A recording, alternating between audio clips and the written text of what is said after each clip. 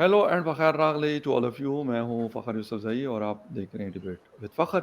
आज की डिबेट में बात करेंगे, 2 बड़ी इम्पोर्टेंट ख़बरें हैं और दोनों अमेरिका और इंडिया से रिलेटेड है। वैसे एक में रशिया का ज़िक्र भी है, लेकिन एक तो ये कि इंडियन इकोनॉमी की हम अक्सर बातें सुनते रहते हैं कि जी नंबर 6 पे थी, 5th पे आ गई, 5th से 4th पे आ गई या 4th से 3 पे आएगी। मतलब ये सारी बातें हम ऑलमोस्ट लास्ट 2-3 ईयर्स से हम ये बातें, मुख्तलिफ रिपोर्ट्स भी आती हैं, सिर्फ बातें नहीं मतलब कहूँगा मैं, बेहतरी आती है तो उस हवाले से रिपोर्ट्स आती हैं इंटरनेशनल मीडिया में, बाकी जगहों पे कि रिजर्व्स इतने हो गए, इकोनॉमी इतनी स्पीड से जा रही, मतलब ग्रोथ जो है, ग्रोथ रेट इतना चल रहा है। ये सारी चीज़ें हमें सुनने को मिलती है। आईएमएफ की तरफ से एक स्टेटमेंट आया है और बड़ा इंपॉर्टेंट स्टेटमेंट है और वो किसी आम शख्स की तरफ से नहीं है, बल्कि गीता गोपीनाथ साहिबा ने अपना स्टेटमेंट दिया है कि 2027 तक जो इंडियन इकोनॉमी है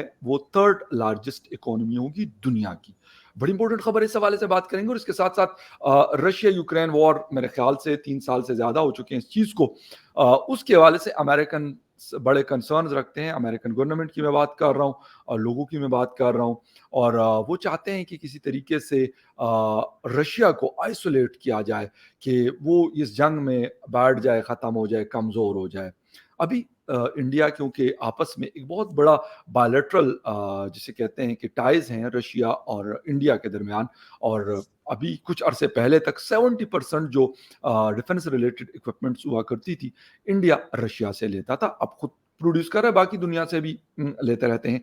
लेकिन अमेरिका कह रहा है कि नहीं जी, आप कोई डिफेंस रिलेटेड जो इक्विपमेंट्स हैं उसमें रशिया को कुछ आप एक्सपोर्ट ना करें या एक्सपोर्ट ना दें। इसमें क्या हो सकता है, इंडिया क्या ये बात सुनेगा या नहीं सुनेगा, एक बहुत इंपॉर्टेंट चीज़ है। इस हवाले से आज बात करेंगे, दोनों बड़ी इंपॉर्टेंट खबरें, और बात करने के लिए हमें ज्वाइन करें हमारे बड़े अच्छे दोस्त, हमारे भाई analyst from India doctor Abhishek Mishra साहब ने ज्वाइन किया। डॉक्टर साहब, thank you very much for joining my show. Thank you जियानु आपको और बखैर रागले और मकाम बखैर। Thanks for inviting me, always a pleasure to be on your show Fakhar भाई। थैंक यू वेरी मच, आपके टाइम का बहुत शुक्रिया। डॉक्टर साहब, थोड़ी सी बात करते हैं पहले इकोनॉमी की, कि 2027 अब ज़्यादा दूर नहीं है, क्योंकि 2024 तो आधे से ज़्यादा निकल चुका है। 25 और 26 यानी ऑलमोस्ट दो साल हैं। इसमें कहा जा रहा है कि थर्ड लार्जेस्ट इकोनॉमी पड़ जाएगी, और 2 दिन पहले मैंने एक रिपोर्ट शेयर भी की थी अपने ट्विटर पे, राइटर्स की थी। उसमें कहा गया था कि 670 बिलियन यूएस डॉलर से ज्यादा रिजर्व्स जो हैं, यानी जो रिजर्व्स हैं वो बड़े हैं इंडिया के। हर 15 दिन बाद, महीने के बाद हम रिपोर्ट पढ़ते हैं और उसमें इजाफा होता है। मेरे ख्याल में एक बड़ी एक हेल्दी साइन है ये चीज, कि नंबर थर्ड इकोनॉमी। क्या कहते हैं कि मतलब मेरे ख्याल में दुनिया की शायद बहुत सारे लोगों की, बहुत सारे कौमों की, बहुत सारे कंट्रीज की ये सोच होगी कि हम ऐसा हो, काश हम ऐसा होते या इस तरीके से हो जाते। क्या कह रहे हैं 2027 में, क्योंकि नंबर 4th और नंबर 5th पे तो इस वक्त इकोनॉमी मौजूद है बहरहाल इंडिया की। जी थैंक यू फकर भाई। देखिए, मैं बार बार कहता हूं कि ये it's a natural course of action. India top 10 economy में आना या टॉप 5 इकोनॉमी आना या टॉप 3 इकोनॉमी आना, ये कोर्स ऑफ एक्शन था। दुनिया हमारे घर में आई, लूटी इसीलिए कि भाई we had something to offer. देखिए, गरीबों को कोई नहीं लूटता, ठीक है ना? तो आप सोने की दो चिड़िया दफा थे। लुट चुके हैं, हाँ जी। 2 दफा लुट चुके हैं, एक दफा नहीं। एग्जैक्टली। तो जी, और जब मैं कह रहा हूँ हमको, तो मैं आपको उसमें इंक्लूड करके बोलता हूँ, मतलब हम लोग। लाजमी बात है, बिल्कुल बिल्कुल।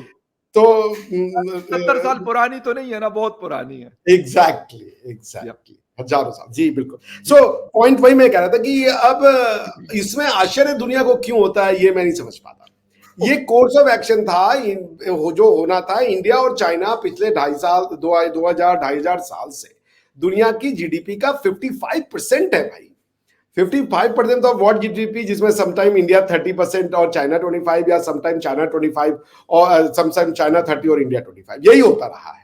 तो आज भी वही होगा, इसमें तो कोई बड़ी अचरज की बात नहीं है। हालांकि अगर आप देखें, जो अभी मेरे पास फोर्ब्स की जो लिस्ट है, उसमें इंडिया का जो जो जीडीपी है, वो है आज की डेट में 3942 बिलियन यूएस डॉलर, यानी 3.9 US trillion, almost 4 trillion.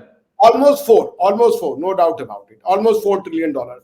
Japan जो है वो 4.1 पे खड़ा है, यानी कि हम जापान से मुश्किल से 200-250 बिलियन डॉलर की दूरी पे है, ठीक है ना।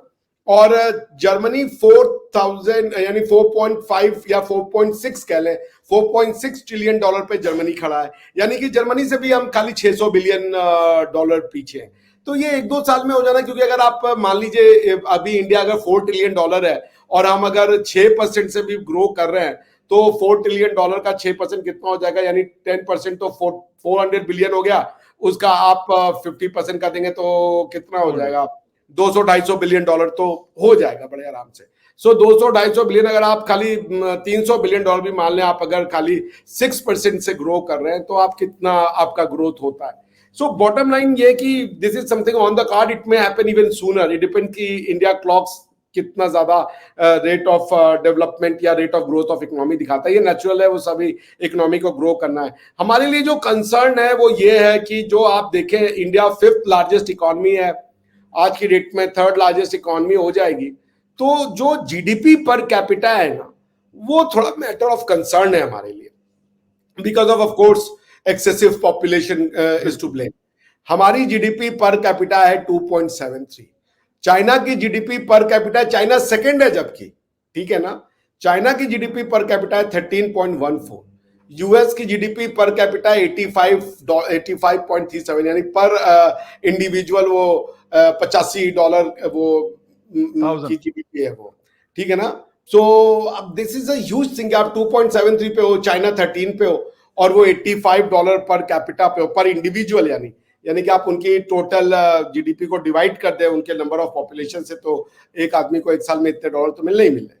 सो बॉटम लाइन में ये कह रहा था कि आप अगर इस तरीके से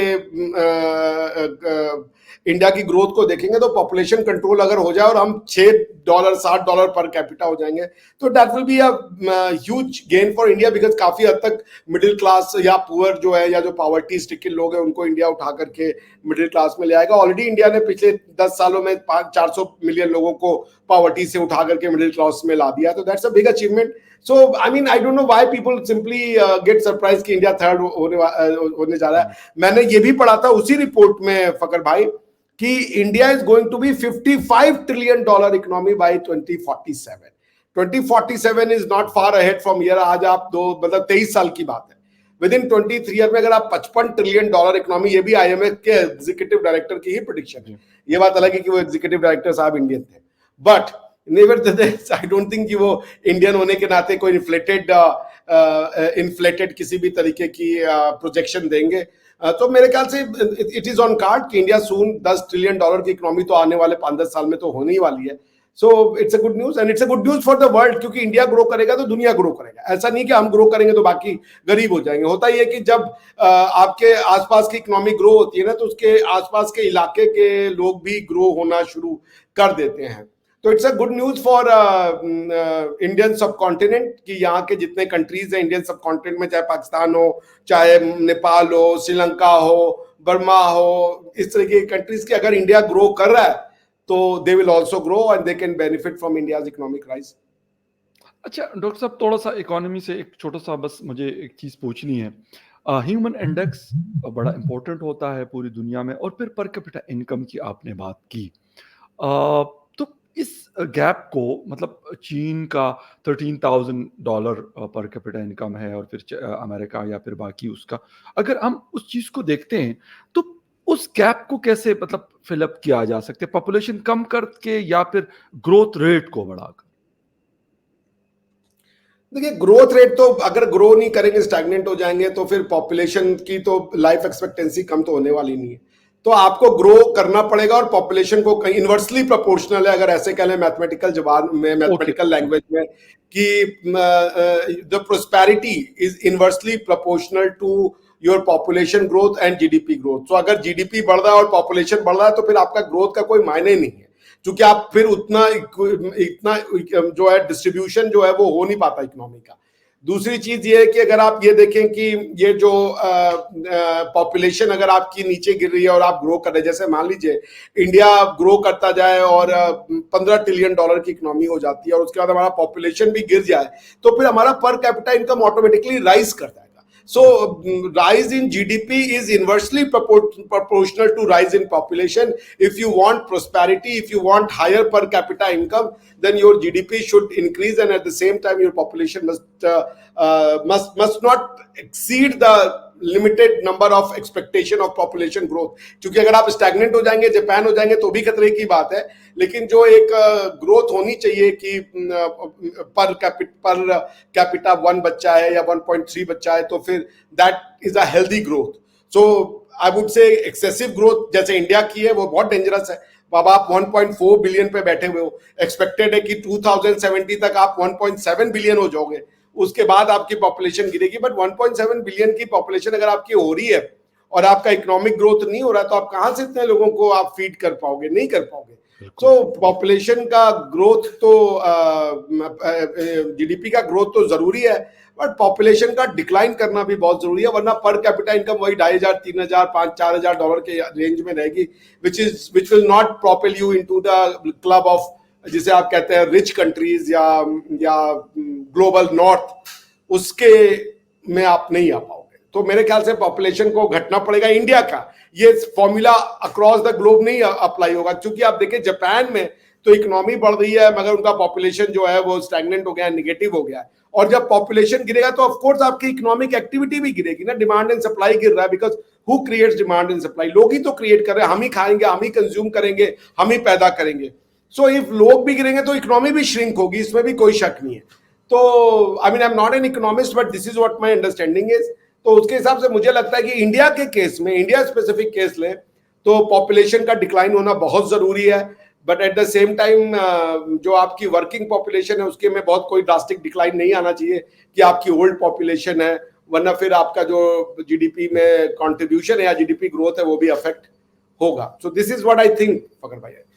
ओके, बिल्कुल बहुत ज़बरदस्त. और मेरे ख्याल में ये वाली चीज़ कि इकोनॉमीज़ आपकी जब स्ट्रॉन्ग होती है तो उसका जो इम्पैक्ट है वो और चीज़ों के ऊपर भी होता है.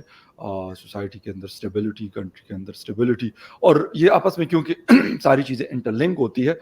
लेकिन बहुत बड़ी बात है कि नंबर 3 पे आपकी इकोनॉमी आती है, 5 ट्रिलियन पे आप जाते हैं, 5 ट्रिलियन डॉलर्स की बात, बहुत बड़ी बात है. दूसरा ये कि आप दुनिया को एक्सपोर्ट कर रहे हैं, आप दुनिया को बड़ा कुछ दे रहे हैं, थोड़ा ले रहे हैं और ज़्यादा दे रहे हैं, तो ये भी मेरे ख़्याल से एक बड़ी इम्पोर्टेंट चीज़ है. अच्छा डॉक्टर साहब, थोड़ी-सी बात करते हैं डिफेंस के हवाले से. रशिया, अमेरिका की, यूक्रेन की, इंडिया की जंग हो रही है, लगी हुई है, काफ़ी सारे लोग भी मारे गए, नुकसान भी बहुत हुआ है, दोनों तरफ हुआ है.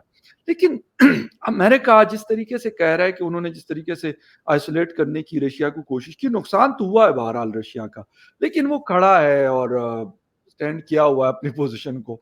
लेकिन इंडिया को ये कहना कि आप मिसाइल या डिफेंस से रिलेटेड जो चीज़ें हैं, इक्विपमेंट हैं, वो रशिया को ना दें.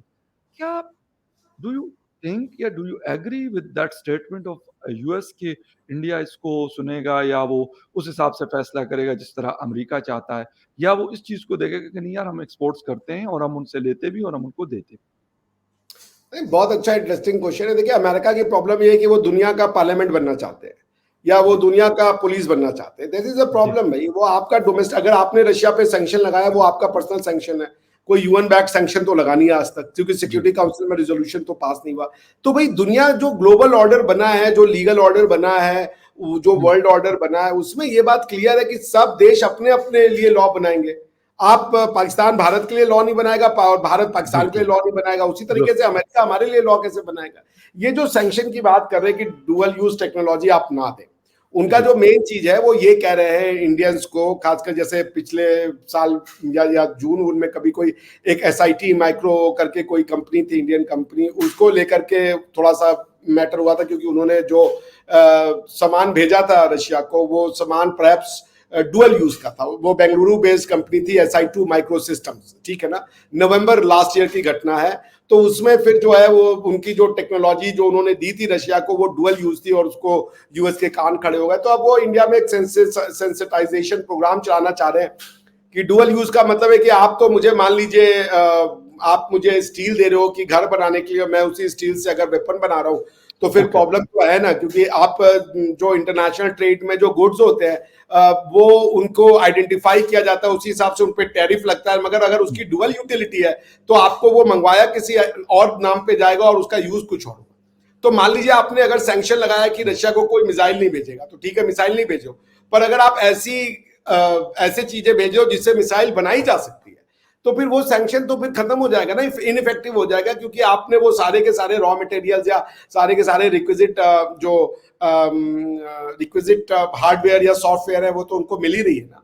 तो उसी में फिर अमेरिका ने जो इंडियन से बातचीत की है, उनका जो यूएस ट्रेजरी है, उन्होंने इंडियन बैंक्स को और फाइनेंशियल इंस्टीट्यूशन को भी वो कहा है कि भाई आप रशिया से वो ना करें।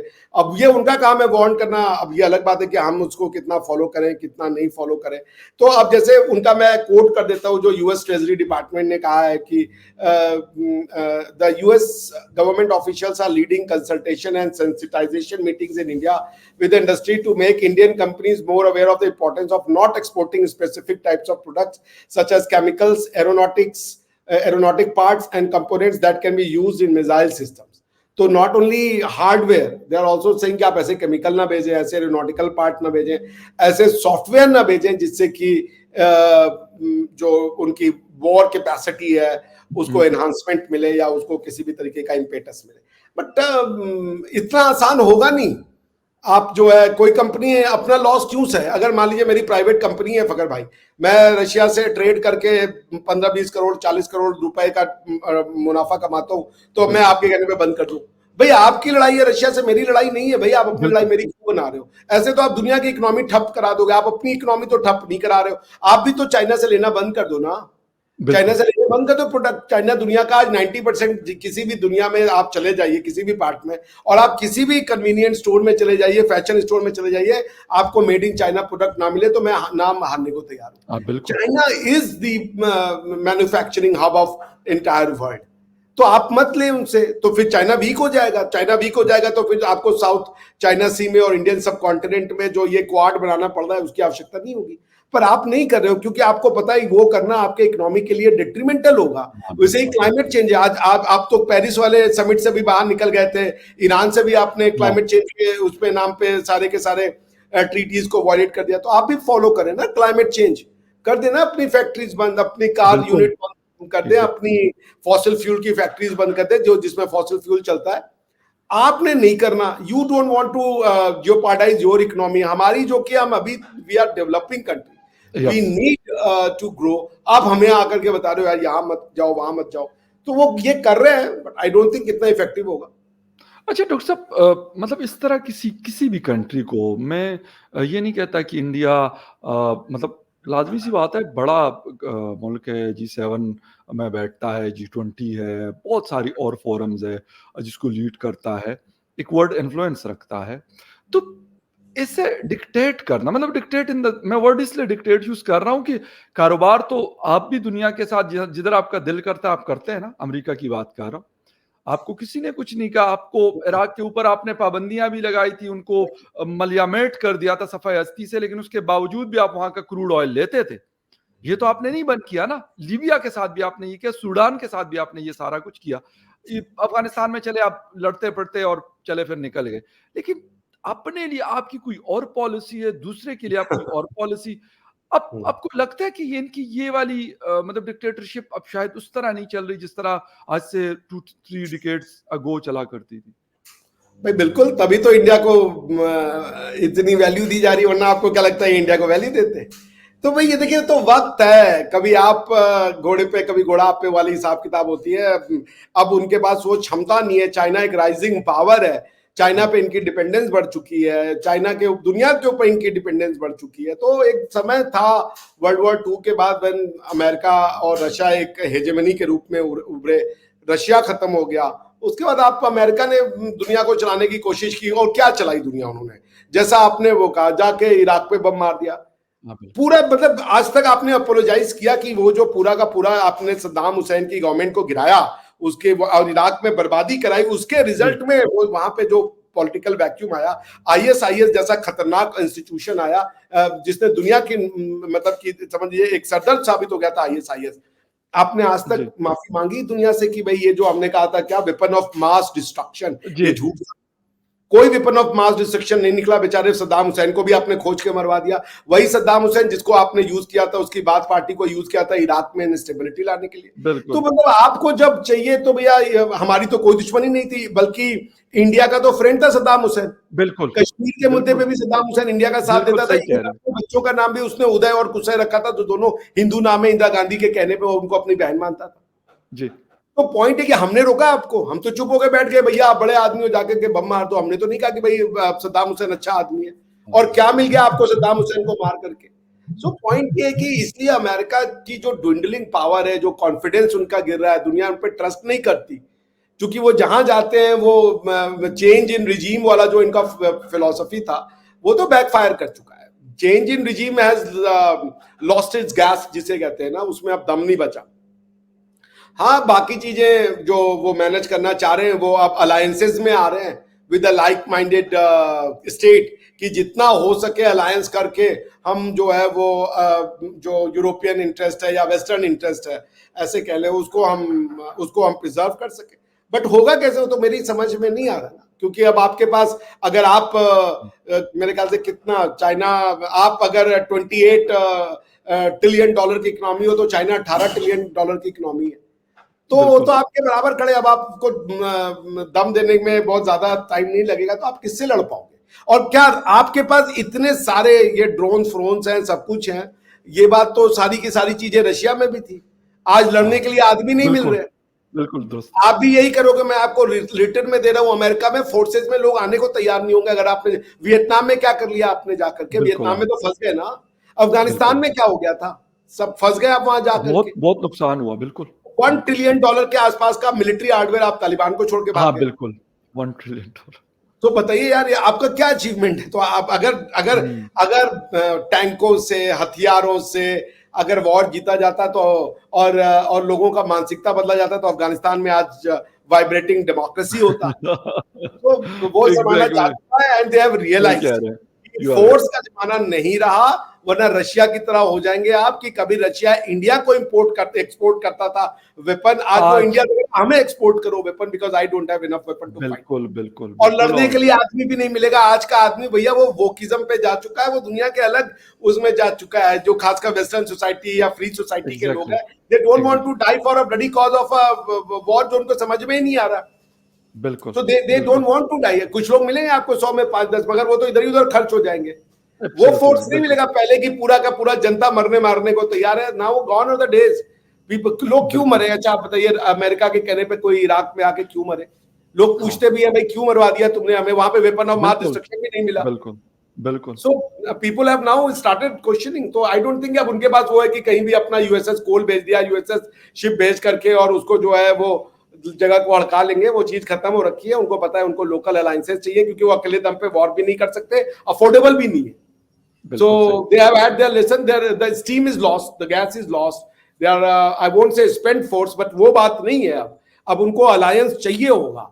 और वो नेटो का बिल्कुल अलायंस में भी ये है कि यूरोप ने जो है उनको आंखें दिखानी शुरू कर दी है। यूरोप भी उनके बेकार की चीजों में नहीं पड़ना चाहता। आप देख ले, इवन जो इराक पे जो अटैक हुआ था, नेटो के बहुत से देशों ने मना कर दिया था कि we don't want to go in Iraq. So NATO भी is not ready exactly to stand exactly by with America's whims and fancies. जी बिल्कुल सही। और एग्जैक्टली यही चीज़ें हैं। लेकिन सबसे बड़ी बात यह है कि शायद अमेरिका का दिमाग अभी भी वही है जहाँ पे हमने 90s में 2000 में देखा करते थे कि पहले गल्फ वॉर लड़ी, और इराक को, और पता नहीं कुवैत को, और सऊदी अरेबिया, वहाँ पे बहुत लंबा अरसा गुजारा, बहुत फ़ायदे उठाए। मुफ्त का तेल लेके जाते रहते थे, अपने वेपन बहुत बेताशा बेचा। ये रिकॉर्ड पे चीज़ें हैं, ये किसी से ढकी छुपी नहीं है। और आज डिक्टेट कर रहे हैं कि भाई हम तो बस ये करते हैं वो करते हैं। इवन इजराइल वाले मामले पे अगर ये यहाँ पे कहते हैं तो इजराइल को क्यों $20 बिलियन का वो दे रहे हैं? फलस्तीन कोई सुपर पावर है जिसके साथ इजराइल लड़ रहा है, या बाकी सऊदी अरब में कोई और मतलब अरब कंट्रीज में मुझे कोई ऐसा ताकतवर मुल्क दिखा दें जो इजराइल के किसी भी लेवल का हो? कोई भी नहीं है, मतलब ना फोर्सेस के हवाले से, ना इक्विपमेंट के हवाले से, ना किसी और हवाले से। लेकिन वहां पे तो आप ये चीज कर रहे हैं, और यहाँ पे अगर रशिया और इंडिया के दरमियान कोई ऐसी चीज है तो आपको लग रहा है कि नहीं नहीं ऐसा नहीं होना चाहिए वरना पता नहीं क्या हो जाएगा। एग्जैक्टली। खैर एनीवे, मतलब ये एक बड़ी हार्ड किस्म की रियलिटीज है, बट हम इसके ऊपर बात करते रहेंगे और इसी को इंटरनेशनल रिलेशन कहते हैं, कॉन्फ्लिक्टिंग इंटरेस्ट को बैलेंस करना।